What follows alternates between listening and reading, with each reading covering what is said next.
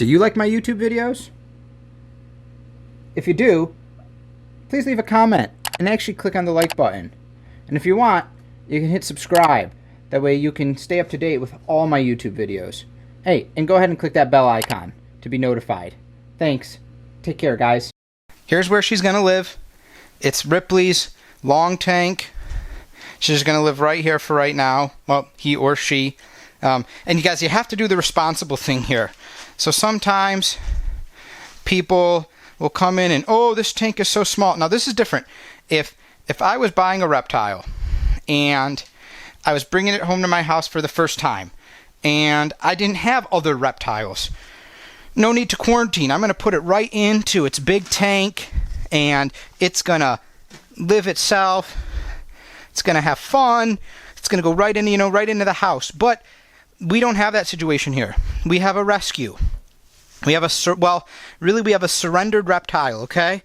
That one came from a pet store where it was with multiple other reptiles. 2 then went to someone's house where again they had other reptiles. And then 3 is coming over here. So we can't just throw it into a big, 6-foot enclosure. That would be very, very, very bad. And you can't feel bad for an animal in quarantine. And also, I'll be honest with people, I do like to quarantine, and most people who quarantine correctly, you do put the animal in a smaller tank. Now, this is plenty of room for her. She's really small. So for a 1-month quarantine, nothing's wrong with this tank. It's going to have a lot of length for her. She's going to be fine. But I like to quarantine in a smaller tank because I want to really be able to monitor the reptile. I want to monitor any type of droppings. I want to monitor behavior. I don't want her to hide from me. I want to be able to observe these things right away, get her a clean bill of health. That way then she can go into a huge tank and also be by the other reptiles. So I'm going to get this spread out. I'm going to get the heat bulb temped out, everything like that. We're going to come back and we're going to be at the bath. Okay, I lied. Before we go back and see her, let's look at the simple setup. Mercury vapor bulb over a stone to get some belly heat.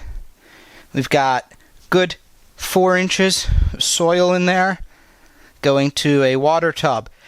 We'll figure something out for the hide in the next coming days. But again, this is just a simple quarantine tub, so really all that will change is maybe I'll make a box for that stone to sit on, and we'll go from there. Mercury vapor bulb, a little bit low right now. Why don't you heat up that rock?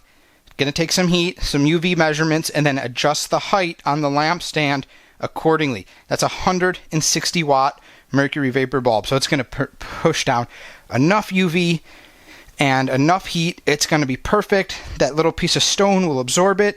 If she wants to escape the UV, boom, cool side of the tank, which still this room, as you can tell, this room is bright. There's a giant window right to the right of the tank, so it still gets light. It's all going to be good. Let's go look at the bath. Here is our bath girl. Again, supposedly a girl. You guys can actually see, if you've seen the water, see all this? These are all the particles of sand. There's some mouse fur, and it's actually stained like very pink from the sand, because obviously it was a white mouse. It was not a pink mouse. And again, guys, these owners, oh yeah, there's a lot of sand in here. They did everything right. They got something, they were in over their head, and they said, we need to give it a good home, and that's what they did.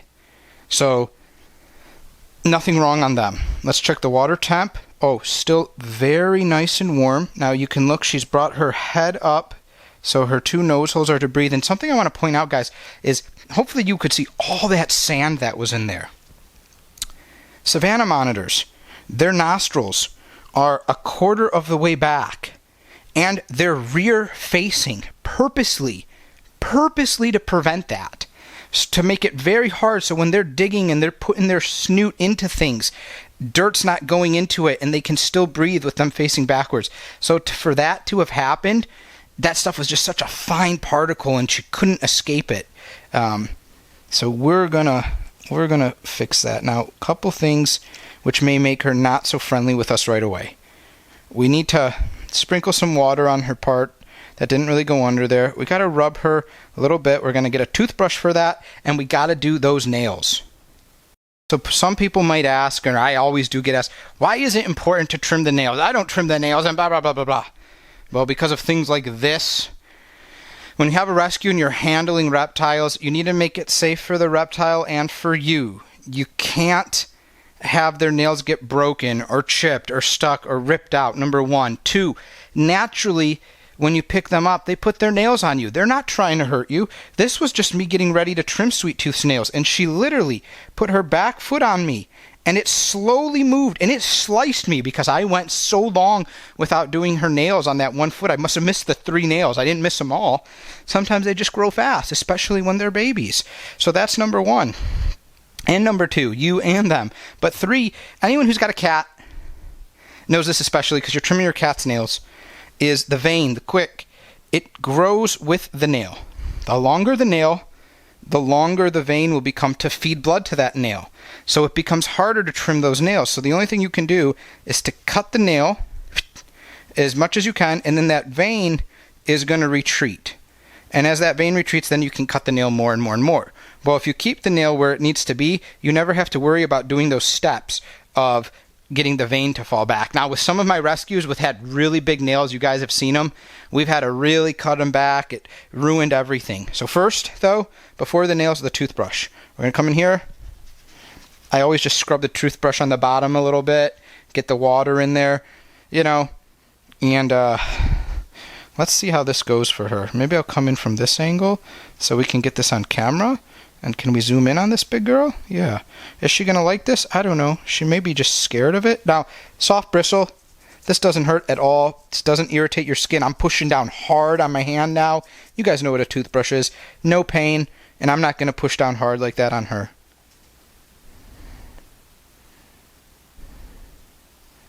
Okay. She's just squirming a little bit, which is, it's okay. I mean, this is probably... I don't normally do this to wash my reptiles because they're not really this dirty. Now rescues I have to do this. Or bearded dragons that decide to take a crap and then lay in their crap, and when they see me smile at me, knowing that I'll have to bathe them. Johnny Cage. So that's a pain. What I really want to get is her head because of the nose. I know, big girl. And you're like, what the heck? We were friends. We were good friends. Until I did that. Okay, she's trying to bite it. But more or less... Oh, she's pissed. Pissed already. But I think, big girl... Yeah, okay. Dip you under. You look good. We're not trying to make her not pink, everyone, just so you know. I'm going to give her whole body a light rub down. Whoa, whoa, whoa, whoa. I knew she would only tolerate so much. And, oh, God, her claws are so sharp. Oh, God, they are so sharp.